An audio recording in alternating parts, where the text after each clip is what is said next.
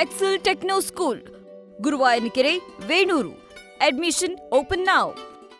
ಇಲ್ಲಿ ಇನ್ನರ್ನು ನಡೆದ ಡಿನ್ನರು ಹೊರಗಾಯ್ತು. ಈ ಸದನದಾಗ ನಾವು ನೋಡ್ಲಾಕತ್ತೀವಿ.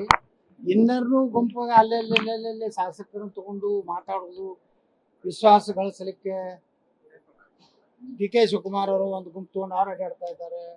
ಸತೀಶ್ ಜಾರಕಿಹೊಳಿ ಅವರು ಒಂದು ಗುಂಪು ಅಲ್ಲೆಲ್ಲಿ ಕೂತು ಒಳಗೆ ಇನ್ನರ್ ಪಾರ್ಟಿ ನಡೆದಿದೆ, ಡಿನ್ನರ್ ಪಾರ್ಟಿ ನಡೆದಿದೆ. ಅಂದರೆ ಯಾವುದೂ ಶಾಂತಿಯಾಗಿಲ್ಲ.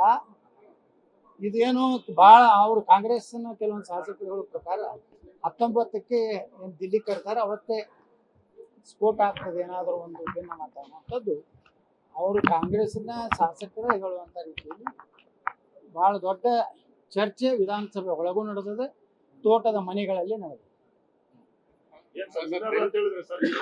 ಇನ್ನಾರು ಅಂದ್ರೆ ಅಲ್ಲಿ ನೋಡ್ರಿ, ಯಾರು ಮುಖ್ಯಮಂತ್ರಿ ಆಗ್ಬೇಕನ್ನೋರು ಅಲ್ಲೆಲ್ಲೆಲ್ಲೆಲ್ಲ ಅವ್ರಿಗೆ MLAಗಳು ಕುರ್ಚಿಗೆ ಹೋಗಿ ಕೂತು ಅವರ ಒಂದು ಬೆಂಬಲವನ್ನ ಯಾಚನೆ ಮಾಡೋ ಕೆಲಸ ಒಳಗನೆ ನಡೆದಿದೆ. ಇನ್ನರ್ ಅಂದ್ರೆ ಡಿನ್ನರ್ ಅಂದ್ರೆ ರಾತ್ರಿ ಎಲ್ಲೇ ಒಂದು ತೋಟದಾಗ ಅಲ್ಲಿ ಮಾಡೋದು. ಇನ್ನರ್ ಆ್ಯಂಡ್ ಡಿನ್ನರ್ ನನ್ನ ಮುಖ್ಯಮಂತ್ರಿ ಅವ್ರು ಏನು ಖರೀದಿ ಮಾಡ್ಲಕತ್ತಾರು, ಏನು ಯಾವ ಸಂತಿಗೆ ಹೋಗಿದಾರೋ ಅಂದ್ರೆ ಇದೇನು ದನಗಳ ಸಂತೆ ಅಲ್ಲ ಅದು ವಿಧಾನಸಭೆ ಅಂತ. ಇಲ್ಲಿ ಖರೀದಿ ಮಾಡಕ್ ಬರೋದಿಲ್ಲ. ಅವ್ರನ್ನ ನಾನು ನೋಡ್ತಾ ಇದ್ದೀನಿ ಒಳಗಡೆ ಬಹಳಷ್ಟು ಚರ್ಚೆಗಳು ನಡೆದವು. ಅದು ನೋಡಿ, ಹಿಂದೆ ಒಂದು ಪ್ರಯತ್ನ ಮಾಡಿದ್ರು, ಅದು ವಿಫಲ ಆದ ನಂತರ ಇವತ್ತು ಮೇಲಿನವರು ರಿಜೆಕ್ಟ್ ಮಾಡಿದ ನಂತರ ಮೊನ್ನೆ ಪ್ರಹ್ಲಾದ್ ಜೋಶಿ ಅವರು ಒಂದು ಹೇಳಿಕೆ ಕೊಟ್ಟರು, ಯಾವುದೇ ಪರಿಸ್ಥಿತಿಯಲ್ಲಿ ಕಾಂಗ್ರೆಸ್ನಿಂದ ಬರೋ ಯಾವುದೇ ಗುಂಪಿಗೂ ಭಾರತೀಯ ಜನತಾ ಪಾರ್ಟಿ ಬೆಂಬಲವಾಗಲಿ ಕೂಡಿ ಸರ್ಕಾರ ಆಗಲಿ ಮಾಡೋದಿಲ್ಲ ಅಂತೇಳಿ ಏನು ಪ್ರಹ್ಲಾದ್ ಜೋಶಿ ಅವರು ಹೇಳಿಕೆ ಕೊಟ್ಟರು. ಅದು ಉಮೇಶ್ ಅವರ ಒಂದು ಡೈರೆಕ್ಷನ್ ಪ್ರಕಾರ ಅವರು ಕೊಟ್ಟಿದ್ದಾರೆ. ಅದಾದ ಮೇಲೆ BJP ಜೊತೆಗೆ ಯಾವುದೇ ಚರ್ಚೆಗಳು ಮುಂದುವರೆದಿಲ್ಲ. ಈಗ ಅವರಲ್ಲೇ ಹೆಚ್ಚು ಶಾಸಕರನ್ನ ಬೆಂಬಲ ತಗೊಂಡು ಸೋನಿಯಾ ಗಾಂಧಿ, ರಾಹುಲ್ ಗಾಂಧಿಯನ್ನು ಭೇಟಿ ಆಗ್ಬೇಕಂತ ಅವ್ರ ಚರ್ಚೆ. ಏನು ಮಾಡ್ಯಾರೋ ಗೊತ್ತಿಲ್ಲ. ಬಟ್ ದಿಲ್ಲಿಯಲ್ಲಿ ಈಗ ಇದು ನಡೆದಿದ್ದು, ಇದು ಘಟನೆ ನಡೆದಿದ್ದು ಸತ್ಯ. ಅದು ಅವಾಗ ನಾನು ಉಚ್ಚಾಟನೆ ಮಾಡಿದ ದಿವಸಗಳಲ್ಲಿ ಅವಾಗ ಒಬ್ಬರು ರಾಷ್ಟ್ರೀಯ ನಾಯಕರನ್ನು ಹೇಳಿದ, ನಾನು ಉಚ್ಚಾಟನೆ ಮಾಡಿತ್ತು, ಅನಿವಾರ್ಯತೆಯಿಂದ ಪಕ್ಷ ಮಾಡಬೇಕಾಯ್ತು, ಯಾಕಂದ್ರೆ ಪ್ರೆಷರ್ ಇತ್ತು ನಮ್ಮ ಮೇಲೆ.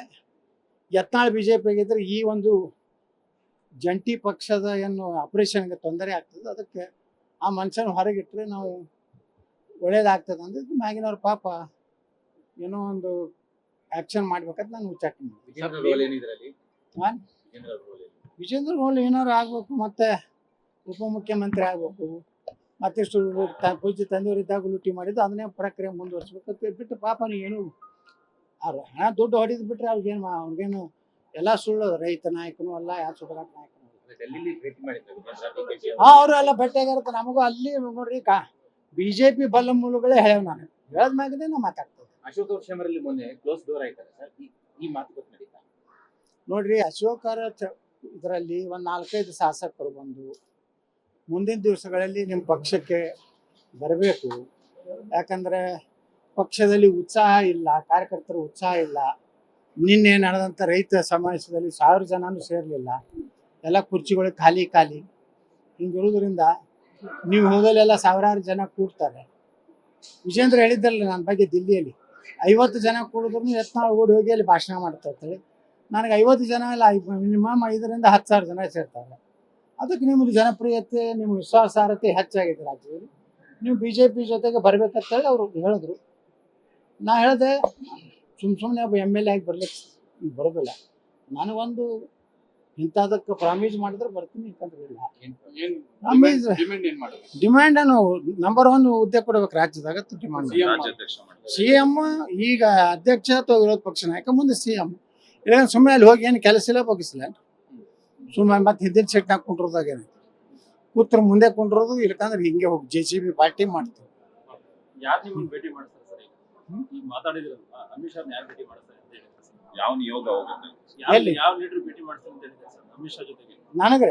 ನನಗೆ ಯಾರು ಹೇಳಿಲ್ಲ.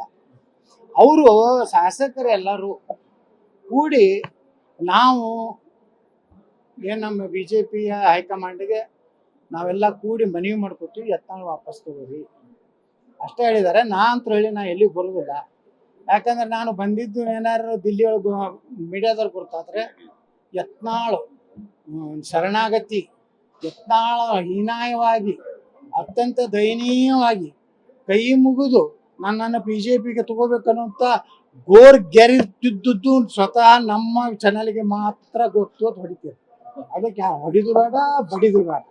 ನಾವು ಹಿಂಗೆ ಇರೋರು ಅವರಾಗಿ ಕರೆದು ನೀ ಹೇಳಿದ ಎಲ್ಲದಕ್ಕೂ ನಾವು ಒಪ್ಪಿಕೊಂಡ್ರಿಪ್ಪ ಬಾ ಅಂದ್ರೆ ಹೋಗ್ತೀವಿ. ನಾವೇನು ಒಪ್ಪೋದಿಲ್ಲ ಅಂದ್ರೆ ಬಿಡ್ತೀವಿ.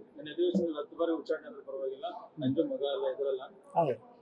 ಯಾಕೆ ಹೇಳೋದಂದ್ರೆ ಎಲ್ಲರೇ ನಾನು ಯಾರಿಗೂ ಅಪ್ಪಾಜಿ ಅನ್ನೋದು ಅವ್ರು ಹೇಳ್ದಂಗೆ ಕೇಳೋದು, ಉತ್ತರ ಕರ್ನಾಟಕ ಅನ್ಯಾಯ ಆದಾಗ, ಪಕ್ಷದ ಕಾರ್ಯಕರ್ತರ ಅನ್ಯಾಯ ಆದಾಗ ನೇರವಾಗಿ ನಾವು ಮಾತಾಡೋಣ. ಆ ಒಂದು ರಿಸರ್ವೇಷನ್ ಒಂದಿದೆ. ಅದು ನನ್ನ ಭಾಗದ ಜನರ ಅಭಿವೃದ್ಧಿ ಸಲುವಾಗಿ ಮಾತಾಡಬೇಡ. ಈಗ ನೋಡ್ರಿ, ಸಕ್ಕರೆ ಕಾರ್ಖಾನೆಗಳ ಬಗ್ಗೆ BJಪಿಯಲ್ಲಿ ಅನೇಕ ಸಕ್ಕರೆ ಕಾರ್ಖಾನೆ ಮಾಲೀಕರದಾರೆ.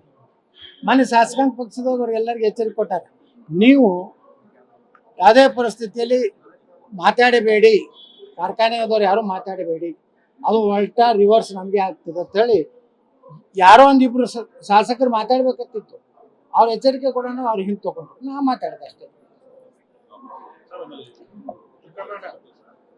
ಶಾಸಕರು ಭಿಕ್ಷೆ ಬರ್ತಕ್ಕಂಥ ಪ್ರತ್ಯೇಕ ಉತ್ತರ ಕರ್ನಾಟಕ ಕೇಳಿದ್ದಾರೆ ಸರ್, ರಾಜ್ಯಕ್ಕಾಗಿ ಅದಕ್ಕೆ ನಿಮ್ ಬೆಂಬಲ ಇದೆಯಾ? ಇಲ್ಲ, ನಮ್ದು ನೋಡ್ರಿ, ಈ ರಾಜ್ಯ ಹೊಡಿಯೋದಕ್ಕೆ ನಮ್ಮ ಬೆಂಬಲ ಇಲ್ಲ.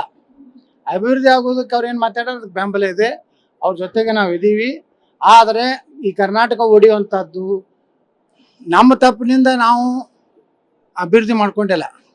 ನಾವು ಬರೀ ಉತ್ತರ ಕನ್ನಡ ಶಾಸಕರು ಇಲ್ಲೇ ಆದ್ರೆ ಎಷ್ಟು ಮಂದಿ ಜನ, ನಾವು ಉತ್ತರ ಕನ್ನಡ ಚರ್ಚೆ ಮಾಡುವಾಗ ಎಷ್ಟು ಮಂದಿ ಸಕ್ರಿಯವಾಗಿ ಭಾಗವಹಿಸ್ಯಾರ್ರಿ, ಎಷ್ಟು ಜನ ಅಟೆಂಡೆನ್ಸ್ ಐತಿ. ಇದೇ ಎಷ್ಟು ಉತ್ತರ ಕನ್ನಡ ಸಚಿವರು ಪ್ರತಿಯೊಬ್ಬರು ಕೂತು ಏನಾದರೂ ತಮ್ಮ ಡಿಪಾರ್ಟ್ಮೆಂಟಿಂದ ಏನಾದರೂ ಉತ್ತರ ಕರ್ನಾಟಕಕ್ಕೆ ಏನಾದರೂ ನ್ಯಾಯ ಕೊಡ್ಬೋದು ಅನ್ನೋಂಥದ್ದು ಯಾರು ಅದಾರೇನ್ರಿ? 4-5 ಮಂತ್ರಿಗಳು ಇರ್ತಾರೆ, ಮಾತಾಡೋರು ಇರ್ತಾರೆ, ಬಿಟ್ಟರೆ ಯಾರೂ ಉತ್ತರ ಕನ್ನಡ ಶಾಸಕರೇ ಹಾಜರಾತಿ ಕಡಿಮೆ ಇದೆ. ಅಂದಾಗ ಇವ್ರು ಎಷ್ಟು ಉತ್ಸುಕತೆ ಉತ್ತರ ಕರ್ನಾಟಕ ಇದೆ ಅಂದರೆ, ಇವರು ಉತ್ತರ ಕನ್ನಡ ಪ್ರತ್ಯೇಕ ರಾಜ್ಯ ಮಾಡಿದ್ರು ಅಭಿವೃದ್ಧಿ ಮಾಡ್ತಾರ್ತೇನೆ ಗ್ಯಾರಂಟಿ. ಅದಕ್ಕೆ ನಾವು ಇಲ್ಲೇ ಹೋರಾಟ ಮಾಡೋದು. ಇಡೀ ಕರ್ನಾಟಕ ಒಂದೇ ಇರಬೇಕು. ಚಾಮರಾಜನಗರದಿಂದ ಬೀದರ್ವರೆಗೆ ಕರ್ನಾಟಕ ಒಂದೇ. ಅದರ ಬಗ್ಗೆ ನಮ್ಮದು ಒಡಕುದೇನಿ ಇಲ್ಲ. ನಮ್ದೇನಿದ್ರು ಅಭಿವೃದ್ಧಿ ಸಲುವಾಗಿ ಹೋರಾಟ, ಏನಿದ್ರು ಅಭಿವೃದ್ಧಿ ಸಲುವಾಗಿ ಜಗಳಾಟ. ನ್ಯೂಸ್ ಫಸ್ಟ್ ನಿರ್ಭೀತಿಯಿಂದ ನಿಮ್ಮ ಪರವಾಗಿ.